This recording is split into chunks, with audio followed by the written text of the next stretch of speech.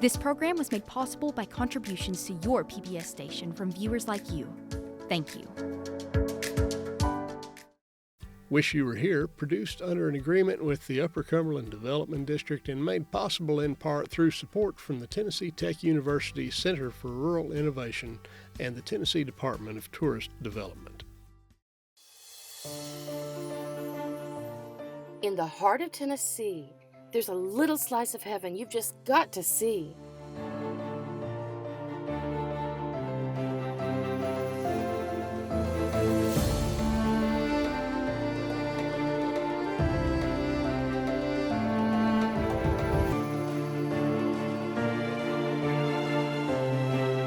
Oh man, wish you were here. Welcome to Wish You Were Here, Adventures in Tennessee's Upper Cumberland. I'm Caitlin Steakley, your guide as we explore the scenic beauty and unique culture of this stunning region. Together, we'll uncover hidden gems, take in picturesque landscapes, and encounter remarkable personalities that define the charm of the Upper Cumberland. Before we meet up with our Wish You Were Here field correspondents, let's escape to a relaxing and unique lodging destination with a bit of a folk feel. With property names like House Wren and the Quail House and Crane's Cabin, I can already tell you it's a destination for the outdoor and nature lover in us all.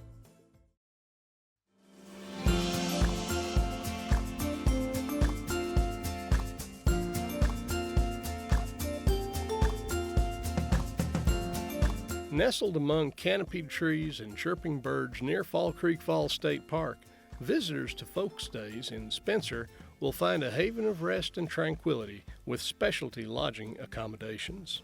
Hello everyone, and welcome to Wish You Were Here. I am here today in the majestic Spencer, Tennessee, really close to Fall Creek Falls State Park with Allie and Gage Farmer of Folk Stays. Thank you so much for having us. We're really excited to hear more about your property. This is one of 4 locations that you guys have and houses that you guys have. Can you tell us a little bit about where we are today? Today we're at our location right outside Fall Creek Falls. We have 2 houses on this property, and behind us is our tree house. This is Treehouse Wren, and it's our newest build. They are beautiful locations, but this isn't your only location. Where else do you guys have places to stay?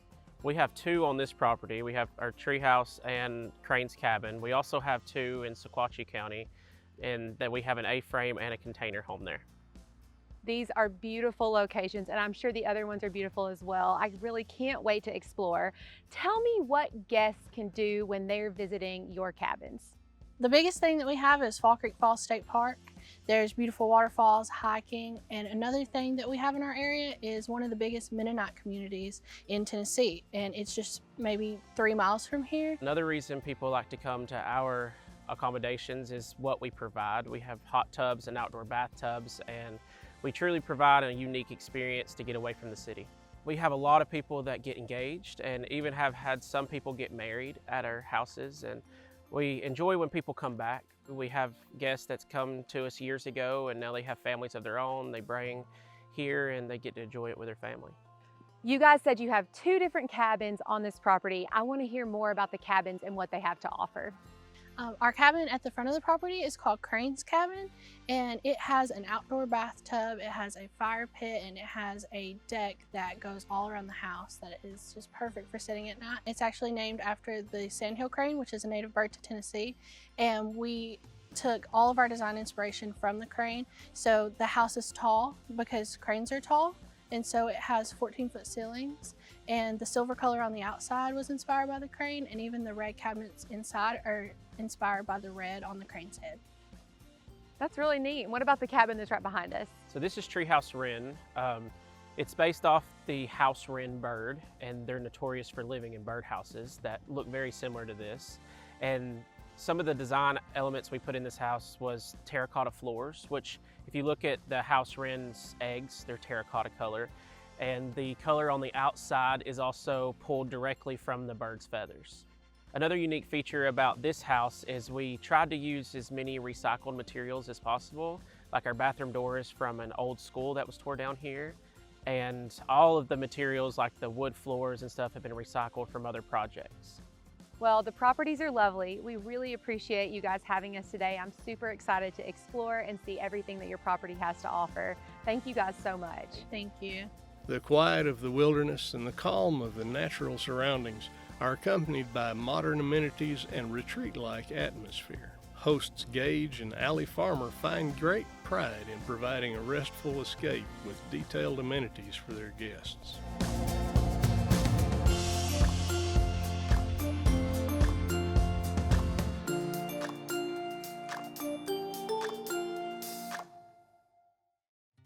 An event that can only be accessed by boat, a competition that's the biggest in the world, a weekend filled with adrenaline, spectators, sunshine, and new friends, all on Center Hill Lake. Let's check in with field correspondent Rafferty Cleary as he checks out what WakeFest is all about.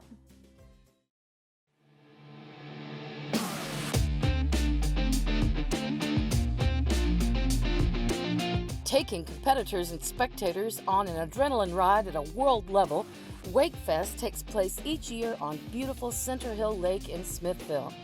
This multi-day event is only accessible by boat and brings guests from around the globe. Hello everyone, we are at Pates Ford Marina in Smithville on Center Hill Lake for an event that happens just once a year. Welcome to WakeFest. Harvey Letson is with us today. He is with TNT Water Sports. That is the company who is in charge with putting on WakeFest. Harvey, thanks for letting us spend some time with you today. It's nice to meet you. Good to see you. All right. Tell us how WakeFest got started. Well, it started out as a grassroots wakeboard tournament. Come one, come all. Everyone from little kids up to people that were almost at pro level. And it started out on Old Hickory and kind of outgrew that. And then they were able to team up with the people that own Pates Ford, and we were able to move it here, and it's gotten bigger and bigger every year. Wakeboarding, wake surfing, explain the difference, or is there a difference? Yes, there is. It's a good question. Wakeboarding, it's similar to snowboarding in that you have on a set of bindings, you have a board, and you hold onto the rope, and you're gonna go on average about 19 or 20 miles an hour, and you'll ride behind a boat, and you can learn to do different types of tricks. With wake surfing, the boats run at between 10 and about 12 miles an hour. That we fill them up with water ballast, and it makes a wave that comes up behind the boat. You get up with the rope, you find your spot in the wave, and then you toss the rope in the boat, and then you just ride and surf on the wave that the boat generates. What can folks expect when they come to WakeFest? It's going to be loud, and the water's probably going to be rough. But you'll see some of the best wakeboarding on the planet. Some of the top riders are here from around the world, and they put on a great show. And also the pro women are here, and they also put on a great show. So it's you get to see some of the top riders on the planet right here in Middle Tennessee. At the end of the pro men and women's event, we have a what we call a shootout. And some of the top riders that line up, everybody has to take a shot for the $50,000 prize, and it's winner take all. We have it set up so that when the first rider goes up, the other riders can't see what he's doing. So then when the next rider comes up, he doesn't know what the previous riders have done. So everybody that comes up has to bring an A game. Somebody's walking away with 50 grand at the end of this. That's pretty awesome. Yes. What else should folks know or be prepared for if they're coming to take in WakeFest? You want to bring lots of water, have a lot of sunscreen, and you'll want to plan well in advance. We usually release the dates for the event in January, toward the end of January, 1st of February, and usually within a matter of days, a lot of the immediate surrounding areas and campsites have already been taken up. So a lot of people that come from other places now are having the opportunity to find Airbnbs and rent by owners and also in the area. Personally, what is your favorite part of the two-day event? Just the spectacle of it. Yes, and you have to see it to understand it. Be prepared to have a good time and see a good show. So Harvey, you talked about the spectacle of this event. I mean, how many boats are we talking that are on the water? And you said water is expected to be rough, so Yes. obviously a lot of activity. There's, in the past, for the past 5-6 years, we've averaged between 500 and 700 just wakeboard, wake surf type boats tied up and in the area, and about 100 houseboats also tied up. It's a pretty huge deal, huge event. Well, Harvey, let's get out and experience WakeFest. What do you say? Let's do that. Let's do Time it. to go.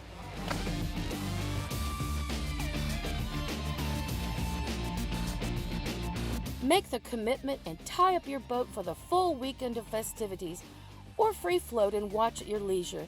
Whatever floats your boat.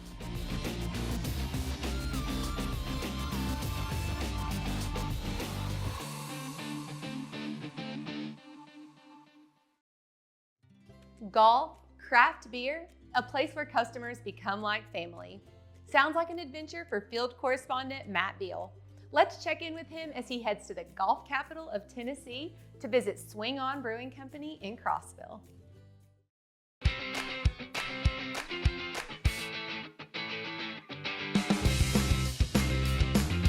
Offering a unique hops hospitality in the Upper Cumberland, Swing On Brewing Company is located in Crossville, the golf capital of Tennessee. Laura and Bruce make their guests feel like friends and family as they welcome them to their brewery and taproom. Greetings and welcome to Crossville, the golf capital of Tennessee. We're here today at Swing On Brewing Company with the owners, Laura and Bruce Evans. Laura and Bruce, thanks so much for having us this morning. Thanks for coming out. Let's start with the name, Swing On. We're in the golf capital of Tennessee. That can't be a coincidence. No, sir. The name really started with Swing Oil, but that's a long story. So Swing On is golf based. It's golf themed. The whole brewery is golf themed. I'm an avid golfer. I used to play 3 times a week until I opened the brewery. So now it's about once a month now, but I'm still an avid golfer. Do you golf, by the way? No, I don't. No, I drive the cart very well, but yeah. Somebody's got to do that. Somebody has to do the hard work. And we're not just at a brewery. We are in your home or very close. Tell us how that works. So Tennessee is good enough. There's no zoning laws in Cumberland County, and so Tennessee is good enough to allow you to have a brewery on your personal property. So it works out great. We don't have very far to go to work. That's been, I love a short commute, It's don't a you? commute, Sure. yes, yeah, Sure. yeah. And did I understand you to say that neighbors actually contributed to the construction of this building in some way? I think we talked a little bit, we had to wait a little while to get our concrete poured. And when we had to wait, we lost our contractor. So we had the metal building put up, and then volunteers, there's quite a few of them in behind us here, a big group of people, a lot of people that were retired, plumbers, electricians, all that, built this whole building with us just for lunch and a free beer on occasion. So yeah, very lucky, very blessed. We have a great group The of volunteer volunteers. state, truly. We are in the volunteer state. Yes, That's sir. right, It's a we testament are, to and that. it is, yeah. You became interested in Germany. You were at the ground zero, if you will, of beer brewing, right? Yes. But these are your first hop plants that you've Yes, grown? so at the time, this was about maybe 8 or 9 years ago, hops were becoming scarce, so to speak, So because there many were so many breweries. microbrewers popping Yeah, up. popping up. And so the price of hops was going up on a daily basis, and I figured, this is a perfect retirement. Well, we'll grow hops and be able to retire early. Doesn't work that way. Hops are extremely labor intensive. So take me through some of the beers that you have on tap here. Yeah, so we got a German Hefeweizen, which is a wheat-based beer, lighter in hops, but very, very drinkable. And we do a honey ale, and it's a little bit higher in ABV because the sugars in honey drive up the alcohol content a little bit, but it's very drinkable as well. All the beers the names come from the movie Caddyshack. So sometimes people, like our Mexican lager is called Wang's Mexican Lager. Mrs. Crane's Blueberry, she's one of the people at the beginning playing golf in a blue outfit. Some or one of them have been award-winning beers? Yes, so our blueberry was built around, there's a small brewery up in Massachusetts that was located fairly close to where we lived. Laura fell in love with the blueberry that they did, and I tried to mimic it, and my recipe actually came out better. And so our beer won the top prize, which was pretty satisfying. Tell me about weekend activities here and what differentiates that. We have a big Oktoberfest with the Lederhosens, and the whole 9 yards, the 8-piece band. We do a lot of different music, so very lucky to be so close to Nashville and have so many wonderful musicians. And food trucks, we have a variety of different foods. So we do food trucks just about every Saturday and Sunday. If there's not a lot going on, we have pool table, golf simulator. We have disc golf, just started a small course. I love that. There's a beer here for everyone. There's an activity here for everyone. There is, in fact, a beer garden. So the beer garden is located on the east side of the property. Has a fire pit, has tents for shade, picnic tables. When it cools off in September and October, we have it all lit up, and it's pretty popular on the weekends there. So it's very comfortable. There's things to do out there as well. So. Well, I am anxious to go check some of this stuff out. Clearly it's filling up. I need to get in line for a second beer and look forward to that. So thanks again for having us. Look forward to being part of the fun.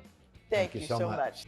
The taproom, with its Caddyshack themed decor, various activities for guests, and award-winning beers make for a welcoming atmosphere for all who enter.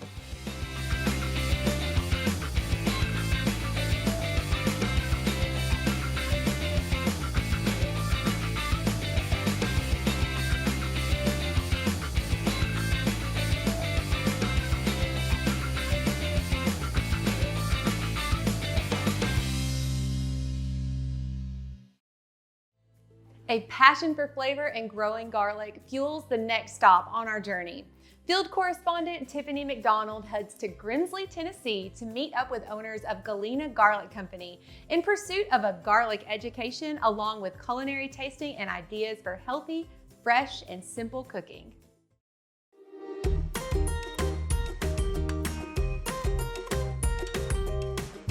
For a culinary experience and education like no other in Tennessee, a stop at the Galena Garlic Company in Grimsley is a must. Galena Garlic Company shares their passion for garlic with their customers by offering tastings, classes, and events. Welcome to gorgeous Grimsley, Tennessee. We are here at Galena Garlic Company with owners Laszlo and Deborah Martone.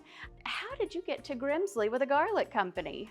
It's a very long story. It's actually 22 years in the making. We weren't always here in Grimsley. We actually started our company in Galena, Illinois.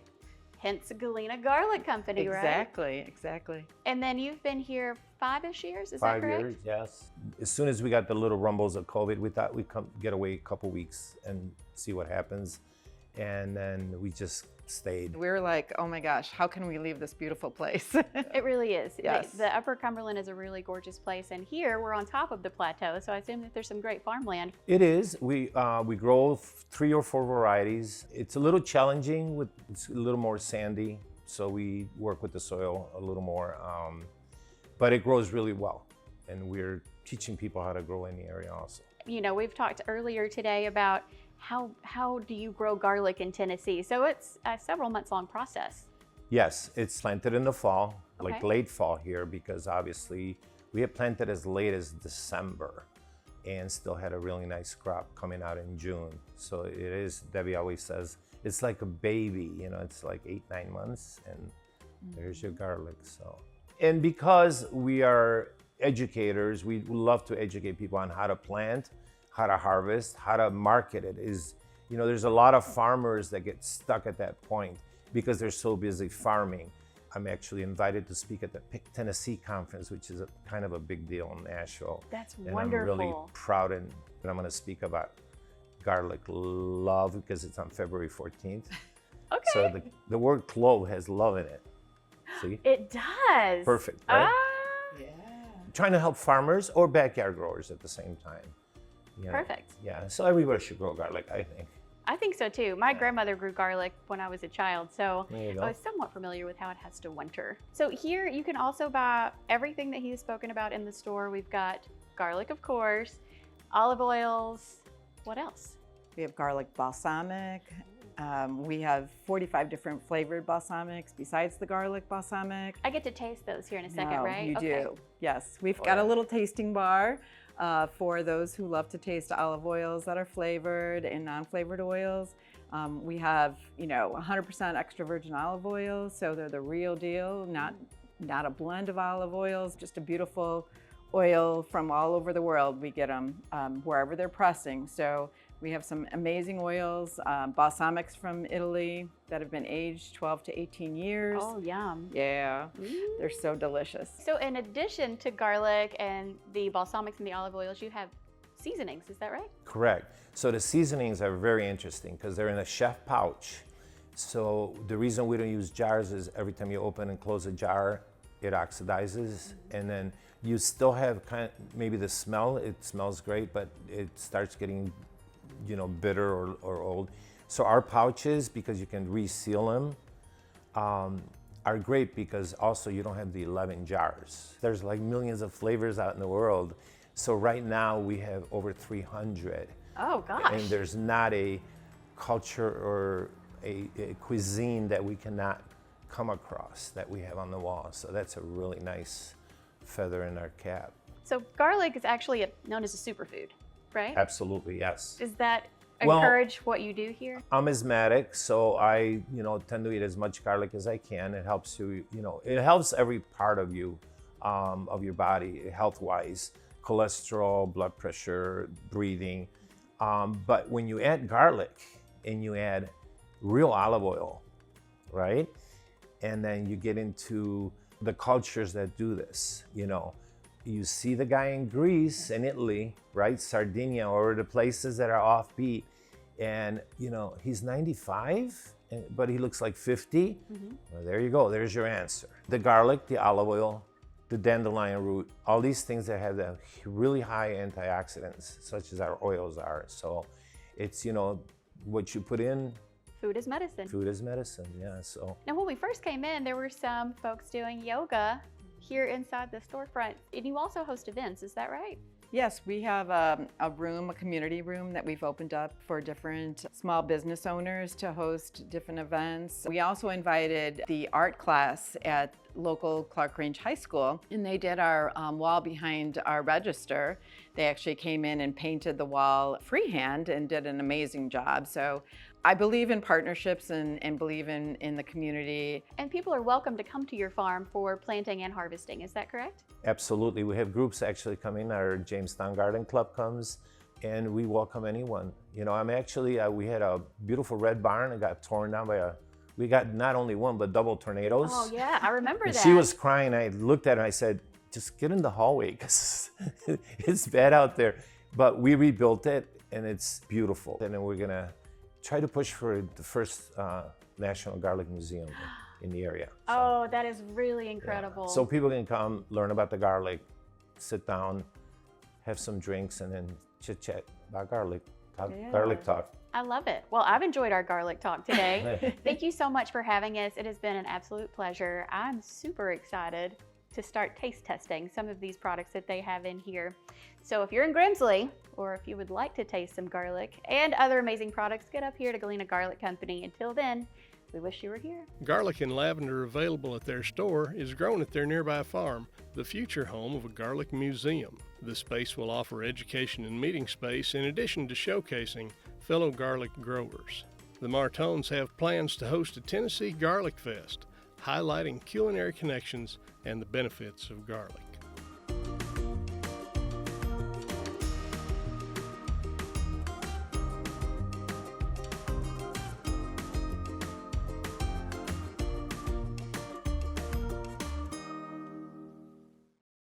Relaxing in scenic lodging accommodations, adrenaline-packed water sports, locally grown garlic goodness, and a unique brewery with at-home personality.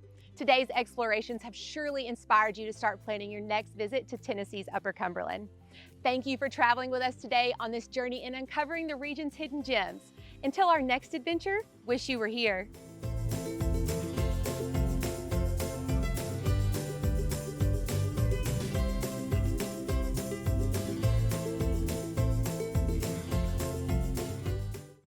I mess up all the time. I don't believe So you're gonna have to deal with me being like, blah, don't a believe couple of times.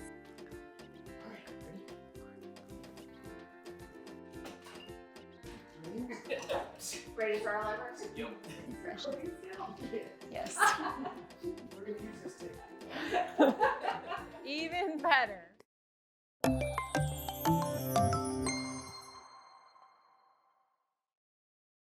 Wish You Were Here, produced under an agreement with the Upper Cumberland Development District and made possible in part through support from the Tennessee Tech University Center for Rural Innovation and the Tennessee Department of Tourist Development. This program was made possible by contributions to your PBS station from viewers like you. Thank you.